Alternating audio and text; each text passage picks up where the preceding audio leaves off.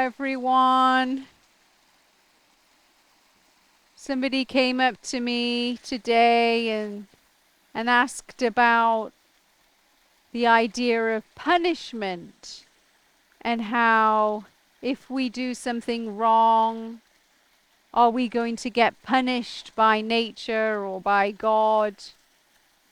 And do we come to earth in order to learn lessons, and we learn those lessons the hard way?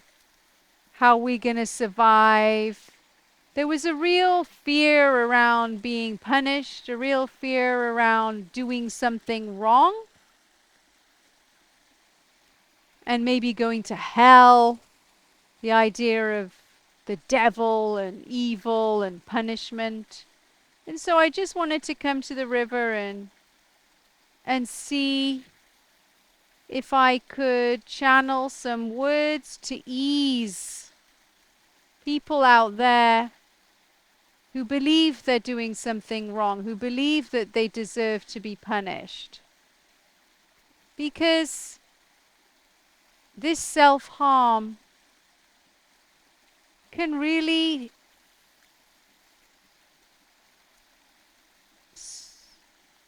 cause so much suffering. And also sometimes people take it so far that they start to sabotage their life. They start to feel that they don't deserve happiness, that they deserve to be punished by their boss or their partner or whatever it might be. And they kind of have these seeds in their subconscious around punishment. It can sometimes also seep into sexual relationships and fetishes and things like that, where people get into S&M. I think that there is a link between believing that we're going to go to hell and we need to be punished and S&M. And I'll do another video on that. And it seems a bit funny. Here am I sat in a sari talking about S&M by the river. But it's really interesting. Sometimes our deepest fears come out in that area, in that arena, in our sexuality. And sexuality isn't talked about a lot in the spiritual societies. It's kind of avoided, but I'm going to do more videos on it because it's an interesting subject. And I think it's something that we struggle with as a species, feeling shame around being human, being sexual. But anyway, you don't need to be punished for being a human. You don't need to be punished for having sexual energy running through your body. That is part of a procreative process. And so there are so many things that different personalities can hook onto, that they believe that they've done wrong. I mean, the very idea of doing things wrong and needing to be perfect and pointing the finger at other people, they shouldn't be doing it. It's kind of old news. I think we're moving into a new space as the awareness on the planet grows. And so let me just do a little bit of silence and see if anything comes through today on punishment.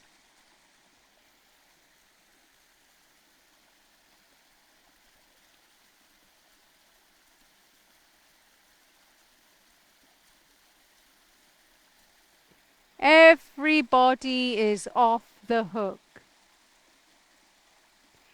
Everybody is off the hook.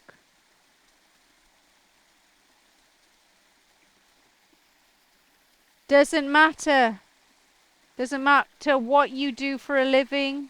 Doesn't matter what happened to you as a child. Doesn't matter how sexual you are. Doesn't matter if you've done things in the past that maybe you wouldn't do now, doesn't matter, doesn't matter, doesn't matter. Everybody's off the hook.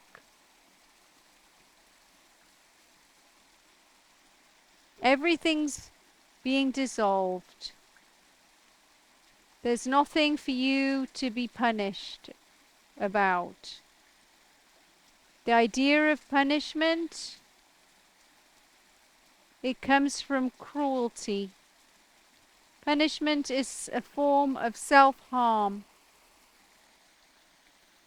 If you want to punish yourself, that is due to a misunderstanding about how life works and how interconnected we all are. And any action that is performed is not performed in a vacuum. If you have a mass murderer, you look into the mass murderer's childhood, you'll understand why he's a mass murderer. You look into the genetics, you might understand why. There's multiple reasons. If you have somebody who's a sociopath, you look into the history of the sociopath, you understand why he's a sociopath. Nobody's born evil. Nobody's born narcissistic. Nobody's born dysfunctional. Nobody's born evil. It is a byproduct of living in a stressful environment, taking on the stress of your parents, your culture, your lineage, and therefore the idea that you are responsible for what you do, yes, sort of, but not really, because there's so many interconnected pieces. And that's why you're off the hook. And that's why everybody's off the hook.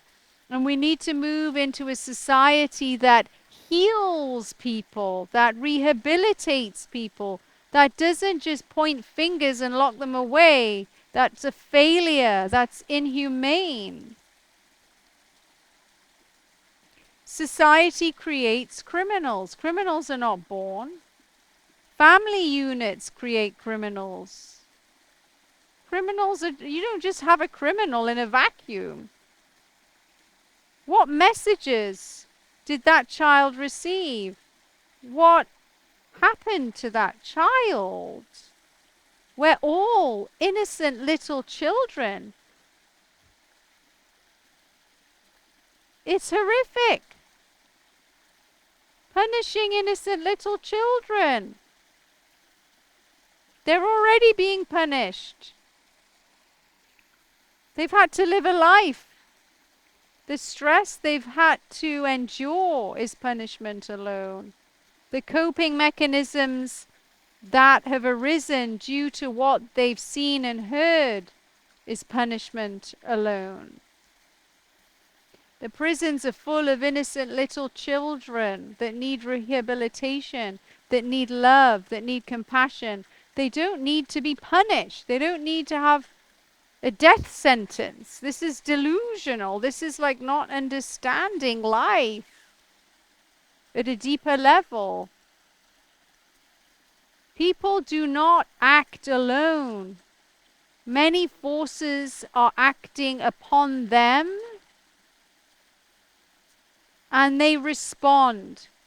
And when an individual has stress that it cannot cope with, that it doesn't have the tools to dissolve, what happens?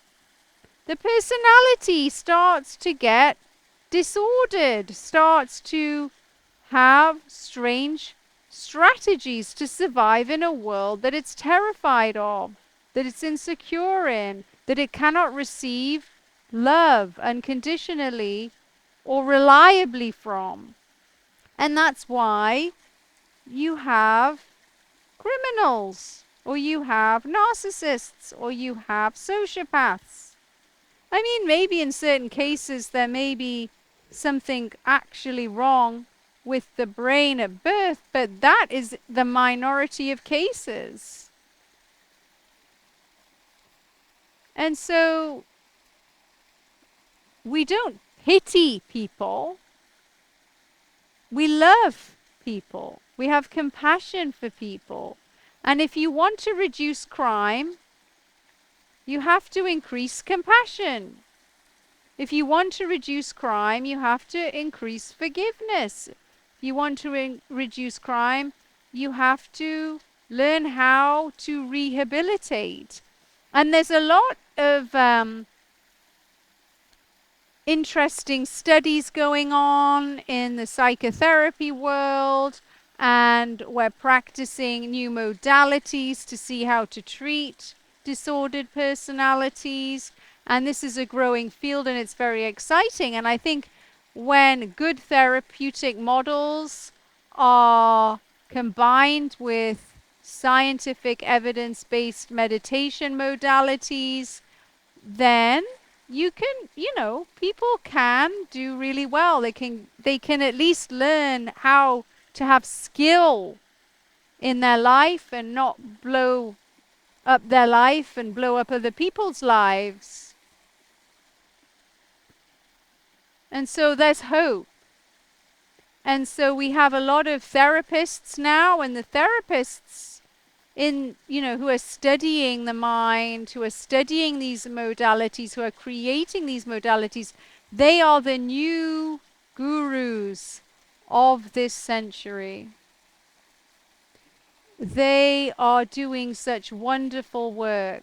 And spiritual work can be done by people that don't perceive themselves as being spiritual, but they are. And when you're on the spiritual path, it's no longer either or. It's no longer, well, I must just meditate and not do the therapeutic models, or I just need to do one thing and not the other. It's no longer either or.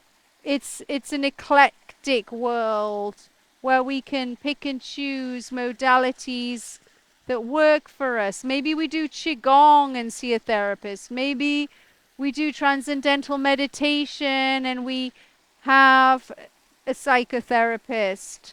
Maybe we do DBT and then we do ping pong.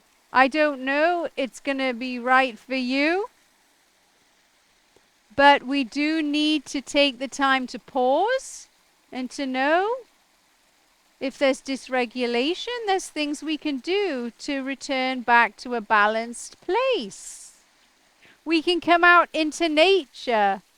We can allow the consciousness and the vibration that's in nature to heal us. We can lie on the earth, and the energy of the earth can enter our cells and our body. We can swim in rivers.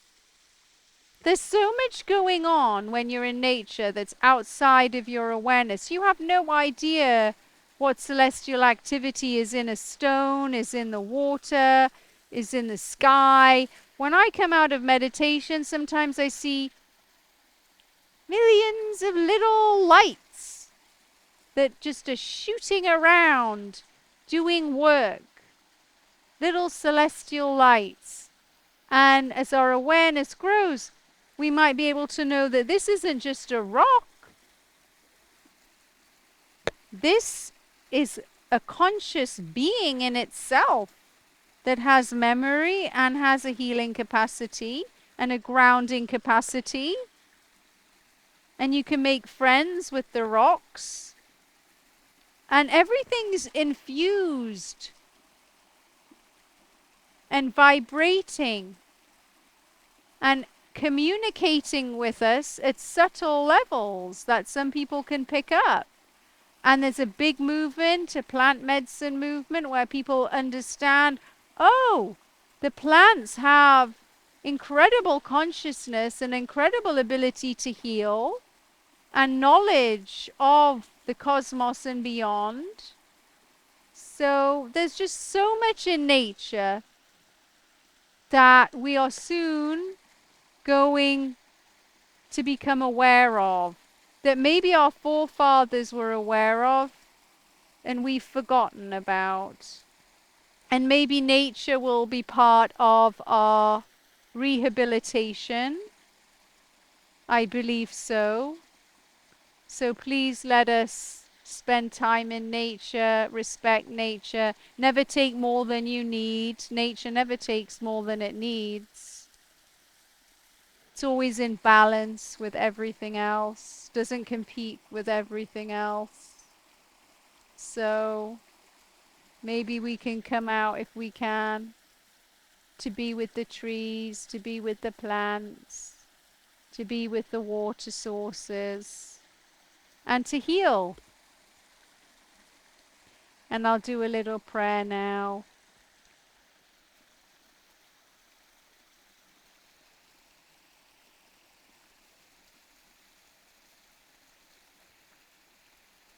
May we all realize the healing capacity in nature. May we all have access to nature. May we all protect nature, conserve nature. May we see the inner beauty in all beings and know that rehabilitation is always possible and that everybody's off the hook and that everybody's an innocent little child that deserves to heal, that deserves respect, that deserves compassion, that heals with love. Shri Gurudev.